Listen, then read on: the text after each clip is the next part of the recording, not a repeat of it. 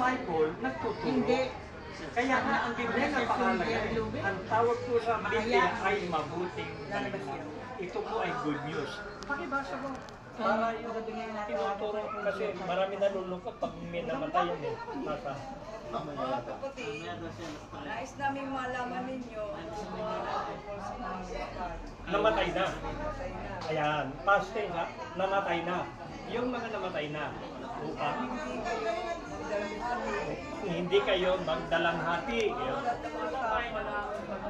Yung palang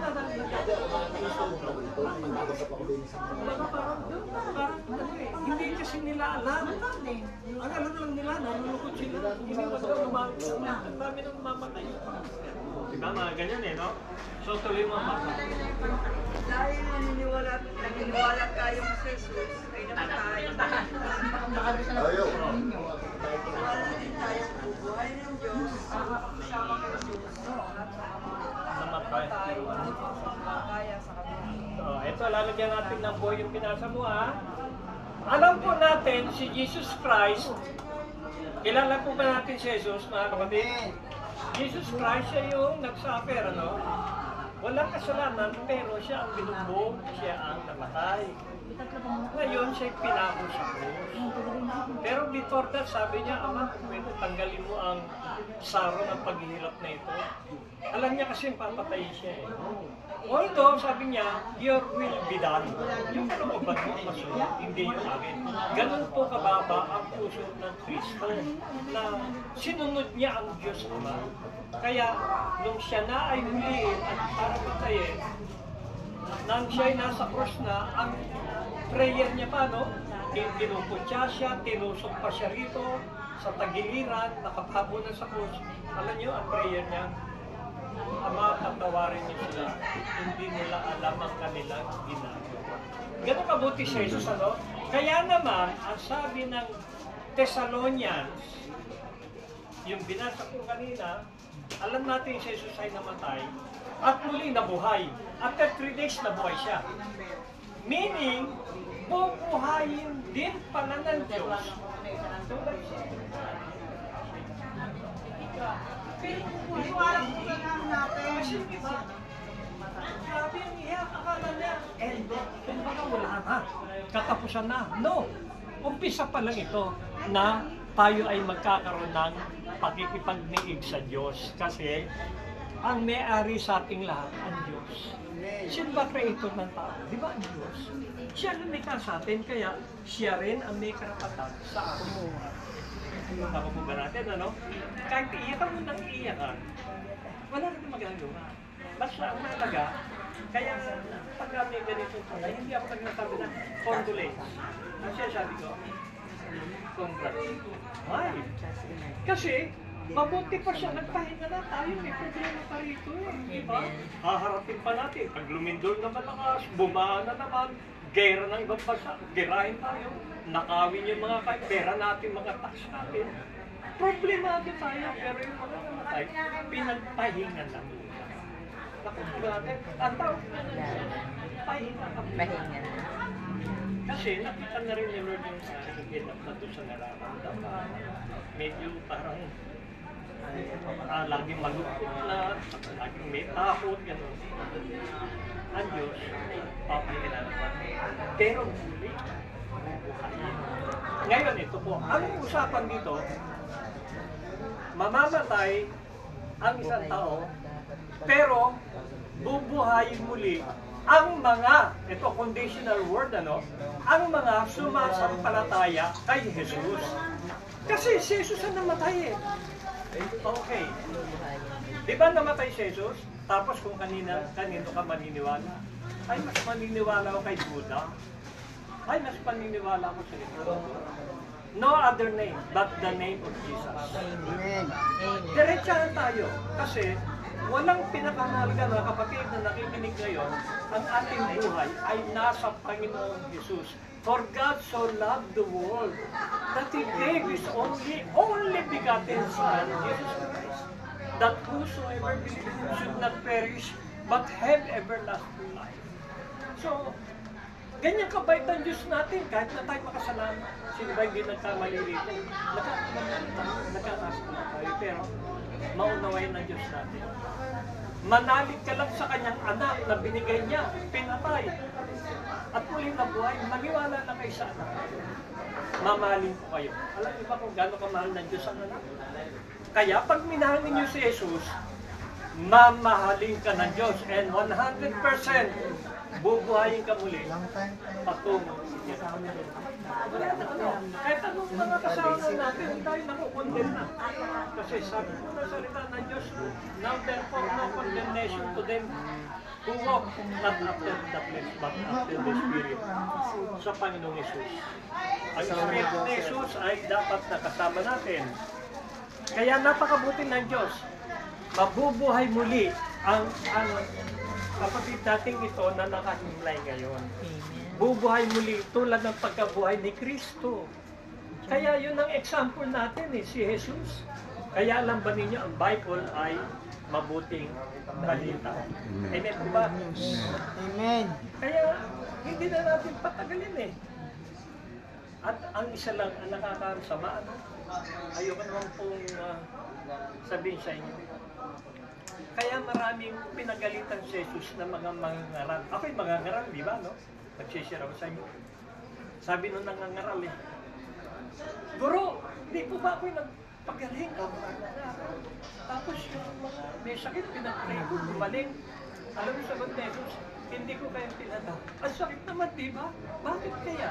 Tandaan ninyo, si Jesus, nung siya'y narito, nangaral, hindi siya nagpasarap, hindi siya nagpayaman, hindi siya kumuha ng ano sa mga kanyang tinuturuan. Bagkus, siya pa nagbibigay ng panahon kung meron siyang ipakakain, pakakain niya.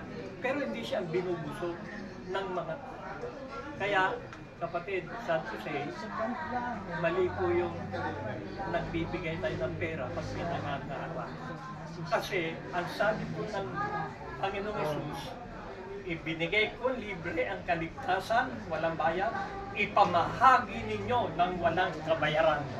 Nakuha ba natin? Amen. Hindi po kailangan dito yun. Yan ang malaking pagkakamali. Kaya kung halimbawa meron po kayo mga kilala, medyo advice ang huwag nilang halutan. Kasi banal ang salita ng Diyos. Hindi ito perahan. Wala pong ito. Masakit mong pakinggan sa iba. Kaya po kami nangangaral kahit saan. Malakas ang loob namin. Bakit? Totoo naman kasi yung siya sabi namin. Kung ano sinabi ng aming Panginoon, siya sasabihin namin. Hindi po ba? Kaya ano, walang sama doon sa sinasabi namin na mahalaga lang totoo ang ating pakikipag-isa kay Jesus. And yet, ito pa ang isang maganda. Pakibasa mo nga yung 2 Corinthians 5:17. Ito, napakaganda po nito. Meron tayo kasi minsan kahinaan. Kung gusto po ninyo magbago, hindi natin kaya magbago sa sariling effort. Hindi po natin kaya magbago. Kaya ba natin alisin yung pride? Kaya ba natin alisin yung mga high blood natin? Kaya ba natin alisin yung mga pagiging siloso at siloso natin? Kaya ba natin alisin yung magagalitin ka? Hindi mo kayang alisin yan. Pero kahinaan yan. Pero sabi ni Lord Jesus, 2 Corinthians 5:17. Kaya kung nakipag-isa na kayo kay Kristo, ang tao, sa bagong wala nang dating pagkatao. Hindi mo pinapalitan ng bago. Kaya sino man nakipag-isa kay Kristo Jesus ay isa ng bagong nilalang. Wala na yung dating ugali na hindi maganda. Ang magbabago sa'yo, ang Espiritu ng Panginoon. Pag siya'y nanahan sa'yo, may kapangyarihan para mabago ang buhay natin. At saka, ito nga po pala. Sino po ba naniniwala na pwede kayong hindi mamatay? Oo, bakit sabi ng iba, lahat mamamatay? Mali po yan. Kanino nyo narinig na lahat mamamatay? Nakasulat ba sa Bible? Hindi po nakasulat. Kapatid, tumingin po kayo. Hindi. Sino rito ang gusto yung hindi siya mamatay? Amen. Parang duda kayo. Duda ba kayo? Gusto lahat mamatay, ayaw magtaas Pwede kayo hindi mamatay. Ako na magsasabi sa inyo.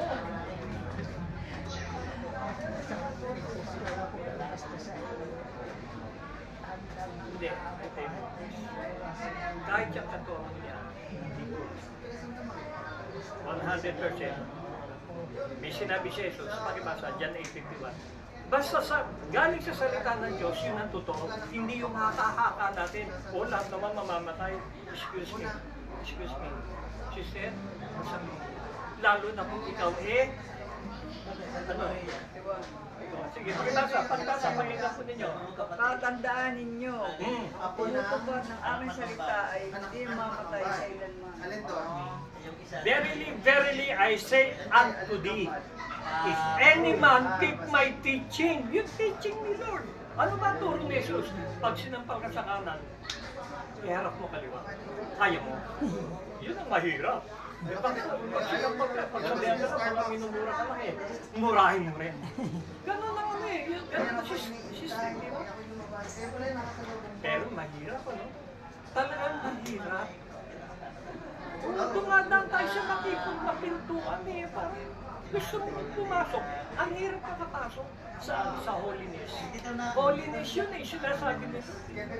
Pag may nagnakaw ng yung damit, anong gagawin mo? Abulin mo kasi paborito ka. Pag ninakaw, no. Yung pagtawin na ninakaw, ihabol mo yung katerno. Halika, ninakaw ka, ihabol mo yung katerno mo. Sa nila. Nakita ko nila, tinubi yung pantalon. Ito yung katerno. Ba natin yun? Ay, dumanda mo.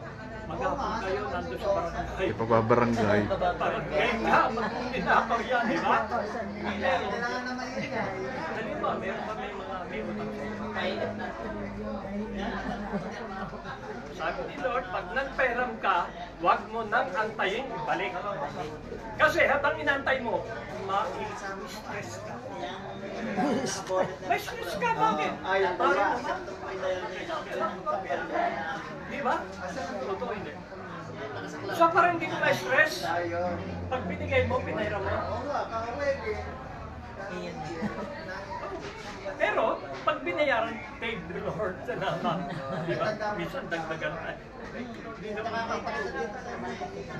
Hindi ko naman sinigil binigay sa iyo di ba? Thank you. Pero, parang ma-stress. Pinakawala mo na yung pera mo. Kasi po ba tayo?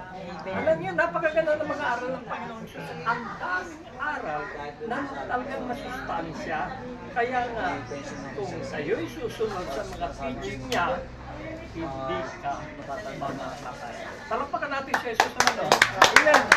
Good si the glory. Talaga napakabuti ng Panginoon Diba? Kaya nga, wow, akala kasi natin pag namatay, endo na, tapos na, hindi. Bubuhayin muli ang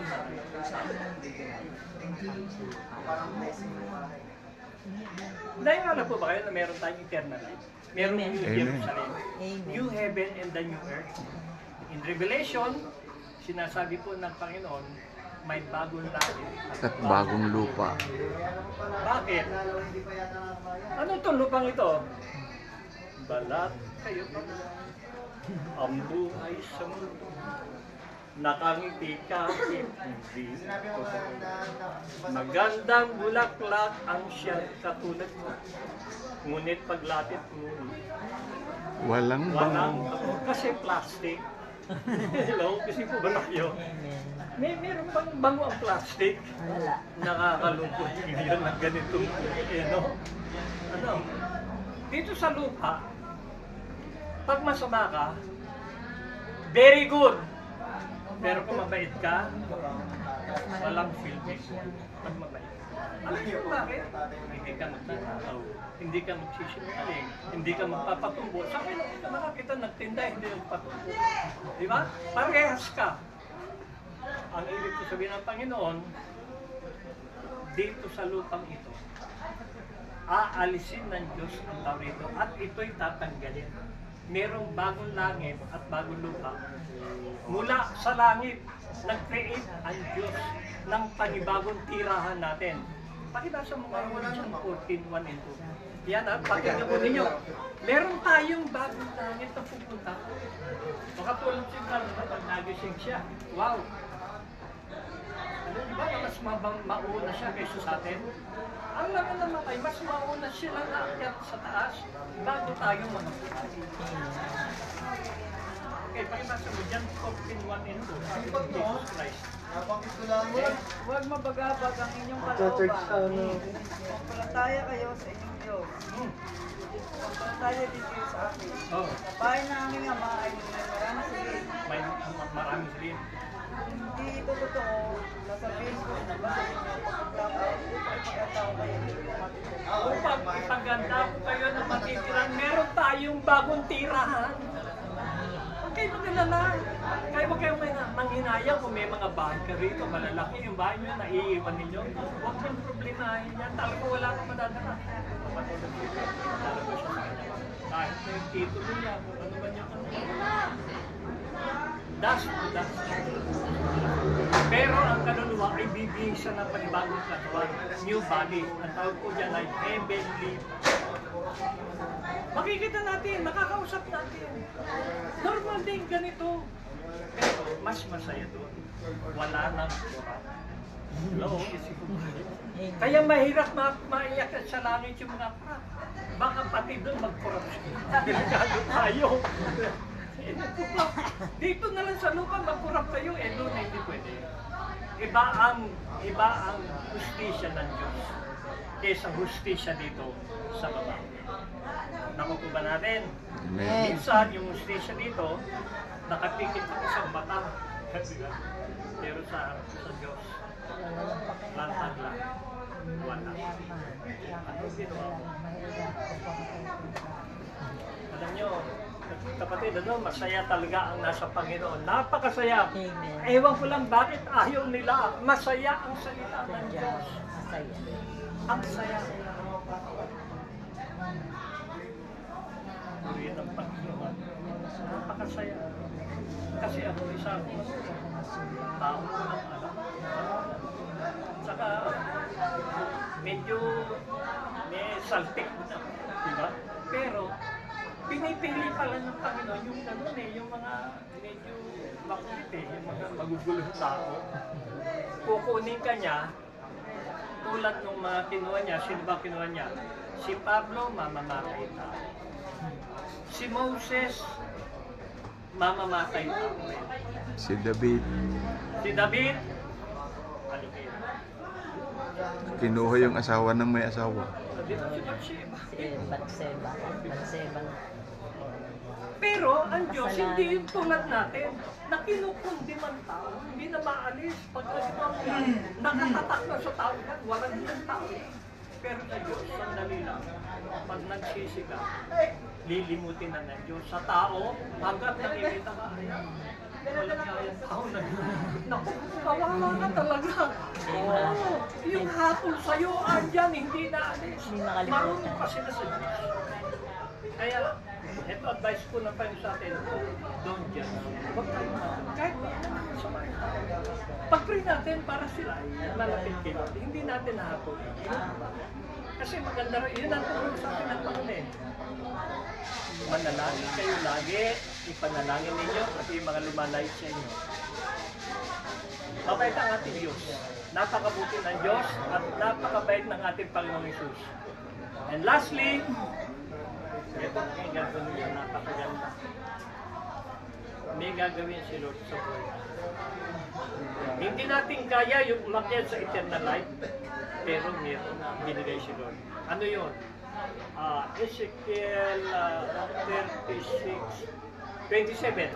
Pakibasa mo Ezekiel, Prophet Ezekiel 36:27. Ano sabi ni Lord? I will put my spirit. Ibibigay ko ang spirito sa'yo. Bigyan ko kayo ng aking spirito upang makalakad kayo ayon sa aking mga tutulong. Ayan, upang makalakad kayo sa aking tuntunin. Bako po ba natin? At ano pa? Masunod ninyong mabuti ang aking mga utos. Masunod ninyo yung mga gusto ko. Wala na tayo sa Ten Commandments sa mga gusto ng Diyos na yun. Yung kalooban niya, thy will be done on earth. Mangyari. Kaya ang prayer natin, our Father. Diba? Kasama yung thy will be done. on earth. Kita nyo, nagturo si Jesus, sinasama yung thy will be done. Kulang pa, 28, basa. Saan tayo mapupunta pag binasa mo yung 28? Oh, tuloy. Titira ko kayo sa lupa yung ibinigay ko sa inyong mga ninuno. Oh, ititira ko kayo sa lupa yung binigay ko sa inyong mga ninuno. Eto yan. Si Eva at si Ada, ilagay sa paradise. Iso. Kaya lang, mali eh. Sabi ko nyo kainin yun. Ayun ako, kinain, matigas ng ulo. Dinampot ng babae. Eh, di ano nangyari, pinalayas sila. Ulitin mo ba sa 28 kung saan tayo mapupunta? Titira ko kayo sa lupa yung ibinigay ko sa inyong mga ninuno. Ninuno. Kayo ay magiging bayan ko at ako ang inyong Diyos. Kita nyo, palapakan natin ang Panginoon. Napakagaling ng Diyos. Sa inyo po ba? Amen. Tandaan ninyo, God is good all the time. Amen. Napakabuti ng Diyos. Yan ang magpapasaya sa atin. Safety na tayo. Wala na tayong fear. Wala na yung mga bagay na mag-alala tayo. Down therefore no condemnation. Wala na condemnation sa atin. Basta mahalaga, salita ng Diyos, panggapin natin yun. Hindi po ba? Amen. Bless, love, bless. Kasi nag-agit yung para makarinig ang mga kapatid. Ganda.